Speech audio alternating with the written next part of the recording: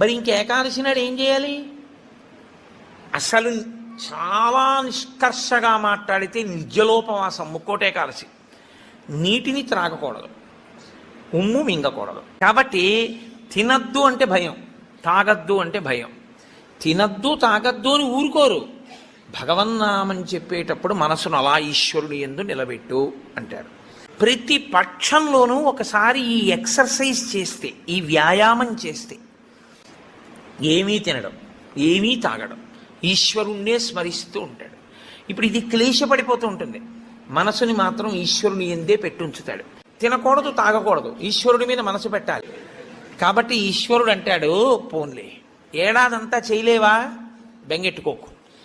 ఏడాదంతటికి బదులుగా ముక్కోటి ఏకాదశి చేస్తావా? అప్పుడు నేను ఎన్ని ఫలితాలు ఇవ్వాలి నీకు?